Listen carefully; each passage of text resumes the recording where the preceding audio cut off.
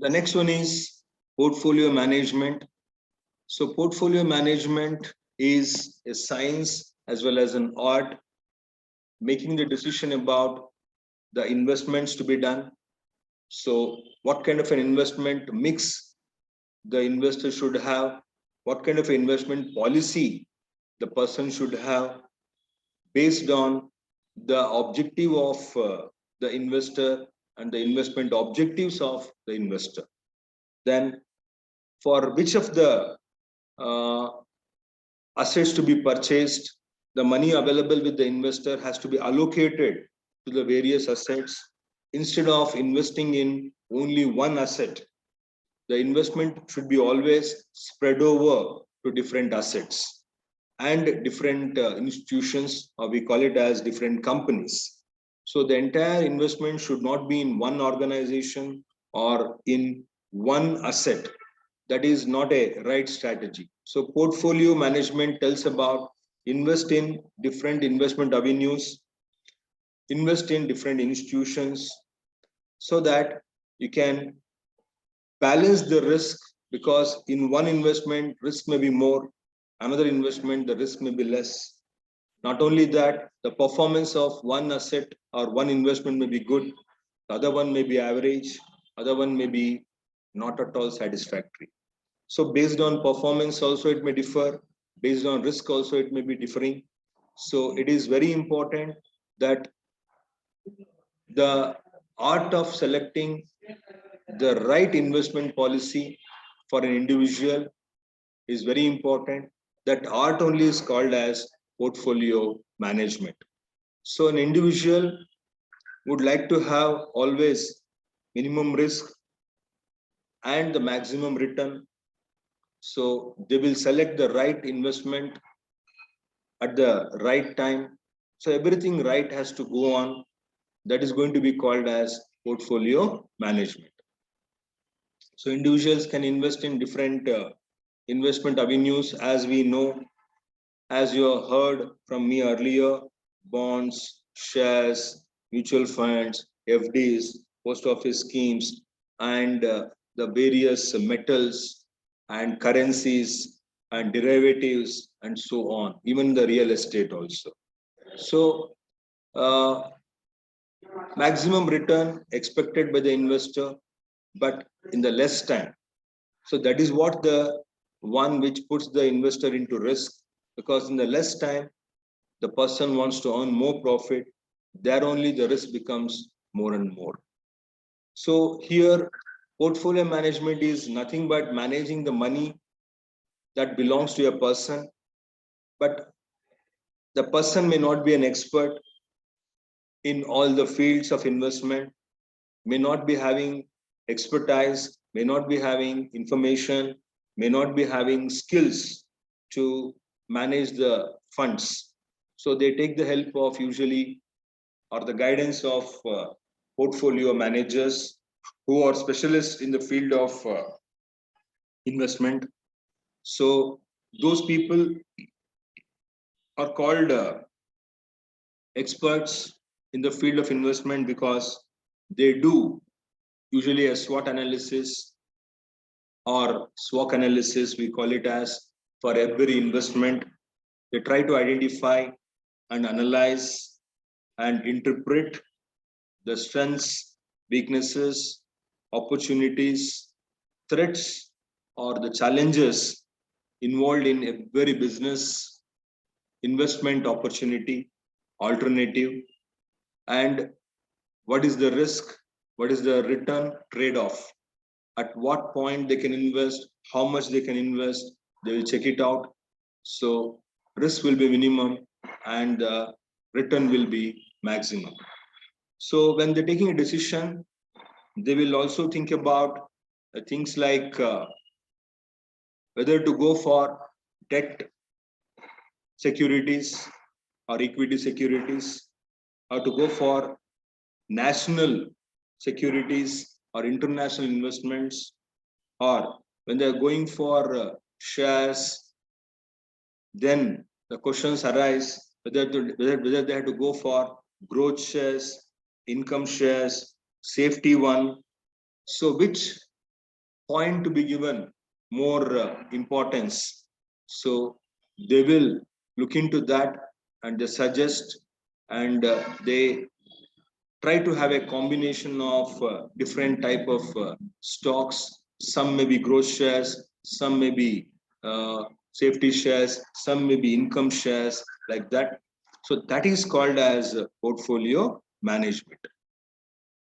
So three questions will come in front of investor when they are planning: where to invest, when to invest, how much to invest. So answer for this is possible only through portfolio management, because it is a scientific approach for investment. So some people do investment based on rumors, based on newspaper, based on recommendations, based on other information given by friends, relatives, neighbors, etc.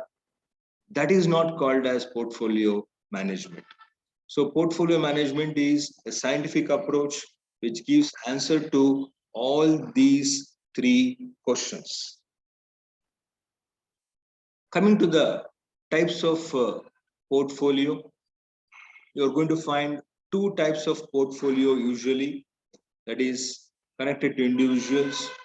Market portfolio. The second one is zero investment portfolios. The first one is the usual one. Various investment opportunities available for investor, which asset to be bought or which investment to be done, when to be done, whichever asset is suitable for that person. So which is giving more return, good performance, will be given more weightage, which is having less performance, less profit, for that less weightage will be given in the portfolio. Only thing is they want to check what is the market says, towards which direction market is moving. So they try to build the portfolio looking at the market returns, so that expected returns will match or will give better returns than the market. So if expected return is similar to that of market return, that is called as market portfolio. So when they're building a portfolio also, they will look into the market performance. So based on that, they will invest. So in the risky situations, then they go for zero investment portfolio, where simultaneously they will have two different transactions, like in derivatives, like in other options, etc. Purchasing security and selling equivalent securities, then they can reduce the risk, minimize the risk. The net result will be zero. So one place you may get 10,000 profit, other place you may lose 10,000. So plus 10,000 minus 10,000 will be equal to zero. So that kind of a portfolio is called as zero investment portfolios. So there are two types of portfolios usually thought and used by the investors, individual investors. The next is, why do we need portfolio management? From the discussion, you might have understood that, but I have given four important points here, which tells you why portfolio management is needed. So this is nothing but planning for investment, and based on individuals, because every individual is different, not the same. They are different based on their income, based on their age, based on the budget, based on the family size, based on their future expectation, plans. So the level of risk they can undertake in the future after the investment. So because their commitments will be different, family members will be different. So each person is different. So same formula cannot be adopted for everybody.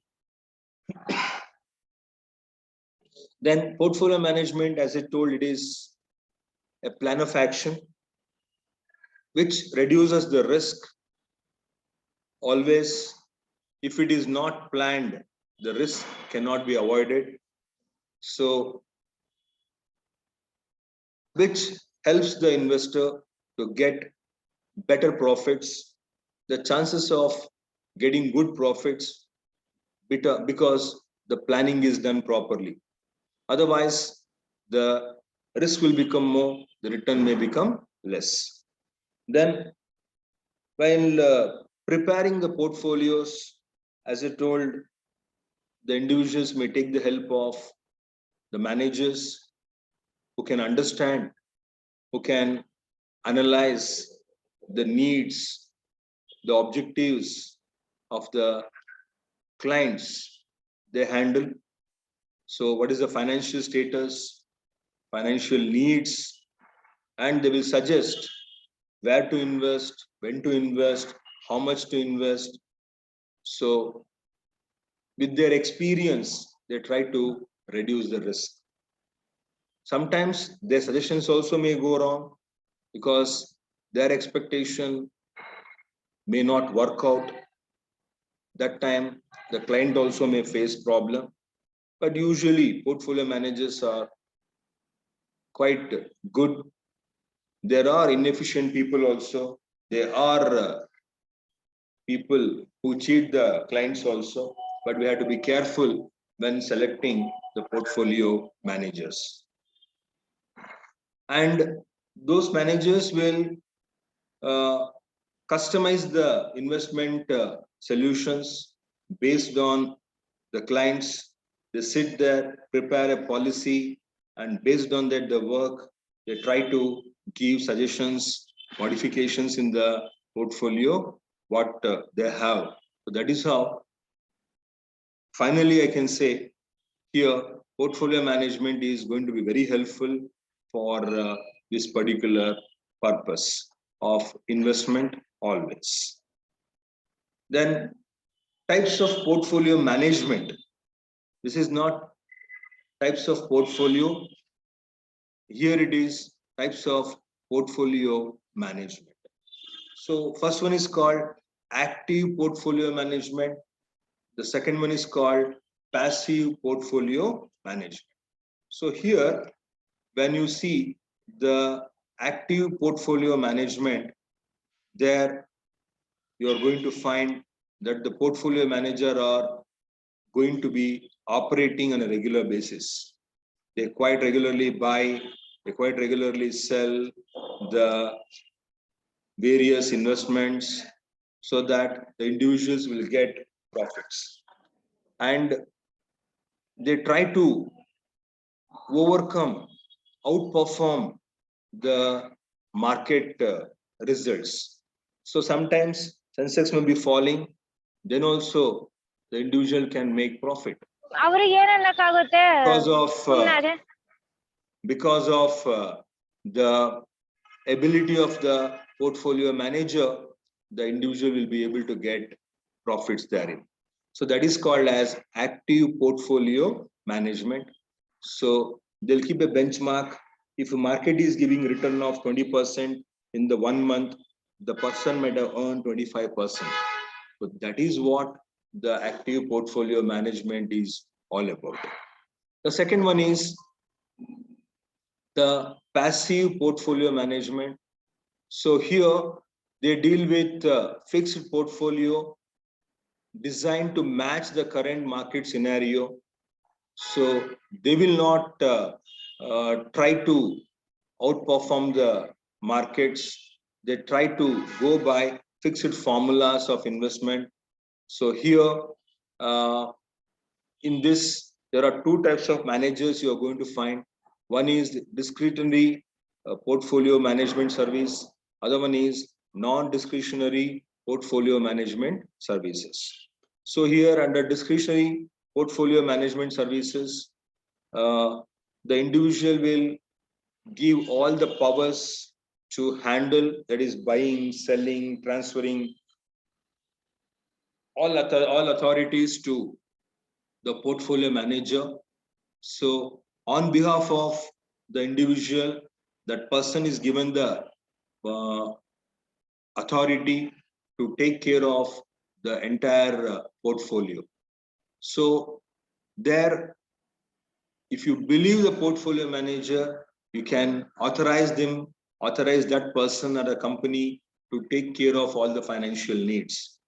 If you don't believe in that particular person or the portfolio manager or the company, you should not give the authority or you should not authorize that person to handle your financial needs. So here, all documentation, all filing, all paperwork will be handled by the portfolio manager. He will only take the decision of buying and selling, or he will only take a decision of modification of portfolio. So all decisions are taken from client point of view on behalf of client itself. So that person is completely authorizing.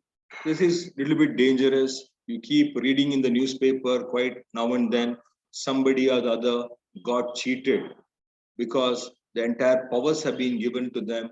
They're all discretionary portfolio management service organizations.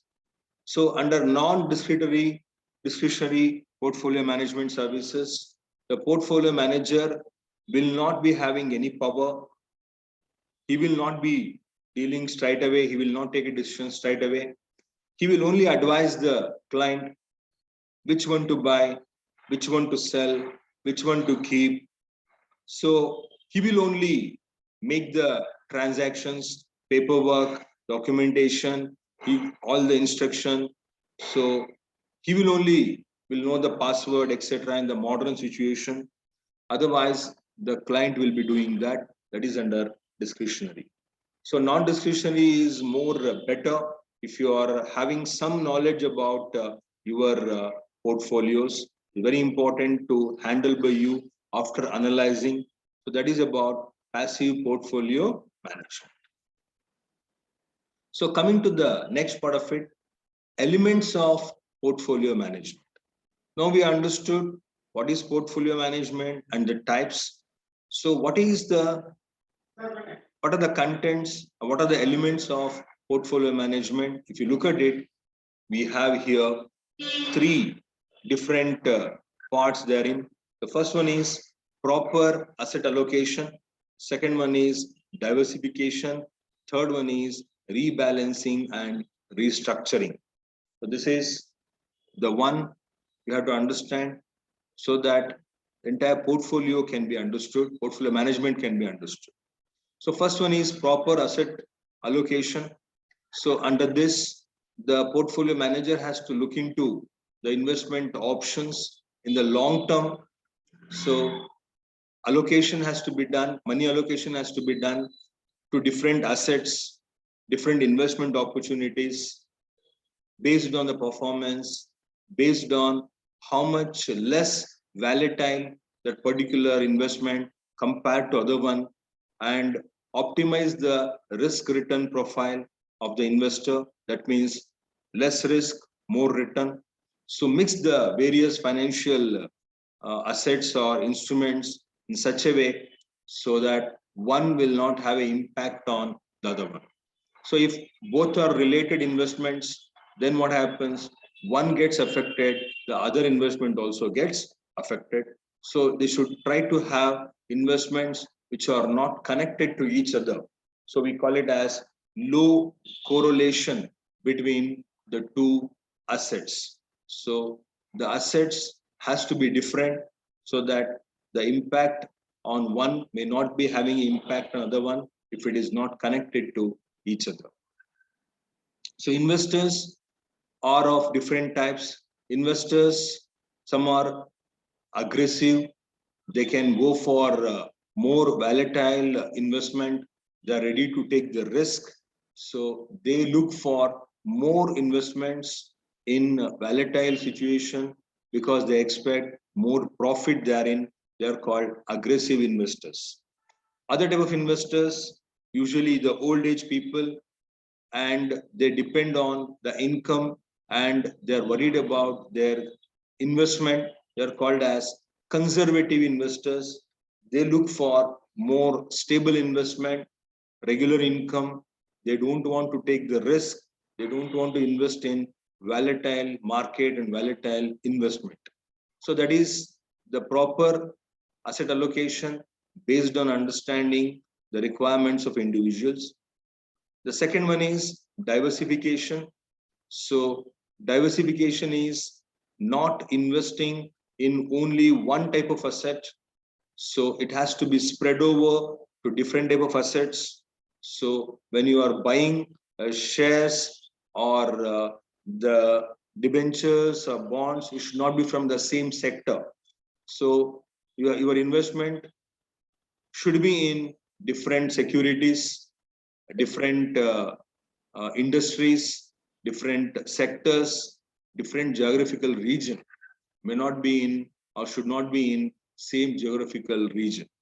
So every state, every country will have different geographical advantages and disadvantages. So the investor or the manager has to look at the various different sectors available in the economy. So based on the money available, they have to distribute the money for various securities based on different industries, different sectors, different geographical locations, so that the diversification will safeguard the volatility if there is in the market. So one market get affected, at least other market will be safe enough. There they will get the rewards and the returns. So one sector will overtake the other one. For example, say now the pharma industry has not is not performing very well because pandemic was less from last 3 months. Now pandemic is again becoming more. The number of cases are becoming more. Again, they're expecting that pharma industry will outperform other industries. Again, if the lockdown, other things will happen. Some other industries get affected. Transportation industry, real estate industry, so chemical and fertilizers, cement industry, all may get affected. So that is how the diversification is always good. That will protect the investor. The third one is rebalancing and restructuring. Some people make it separate one, 3 and 4, rebalancing separate, restructuring different. I have put together here. So rebalancing is shifting the funds from one to other one, not keeping the same percentage of investment in throughout the year. So to reduce the risk, increase the return, finding the opportunities becomes very important. So where there's an opportunity, the investor will get into that. For example, if you take today's example, that the gold and silver value has, the price has come down compared to 15 days before. That means some people may look at the opportunity, again the prices may go up, I may get profit. So they may shift some money from the other investment to the metal. They may invest in gold or silver. So like that, so they will try to have the different percentages of the portfolio. I given an example here. So 70% equity, 30% fixed income allocation at a younger stage, maybe later 80 and 20. So like that, the investor will check the capability of the person's risk. Based on that, this rebalancing and restructuring will be happening. So because of that, the risk can be reduced and annual income can be increased, so that the person will be able to focus on the portfolio in a better manner. If it is not done on a regular basis, the investor may like to avoid the investment and may think of stop investment, and because risk is more, the fear of losing the capital will stop them from doing so. So these are the different elements of portfolio management. Coming to the next one, modern portfolio management. So to understand that, we have to know the traditional portfolio management. So if you know the traditional one, we can understand the modern portfolio management. So there are some differences between traditional portfolio management and the modern portfolio management. So in the traditional form, the analysis of the investments are given more importance. Analyzing the risk return relationship has been given more importance. But in the modern security analysis, the intrinsic value has been given more importance. So what is the real value of the investment, real value of the asset? For that, more importance is given. Earlier, only risk and return relationship was given more importance. The another one is, another difference of point is uh, the personal needs, personal desires, personal wants, how it is going to be helping to build a portfolio selection in the modern security analysis. So it is a scientific approach to selection of various investments, not just risk and return, but traditional one, not much of the basic importance was given for this one. So combining the needs and wants, desires, and design a scientific approach of investment is the modern portfolio management. So any questions you have, you can ask me.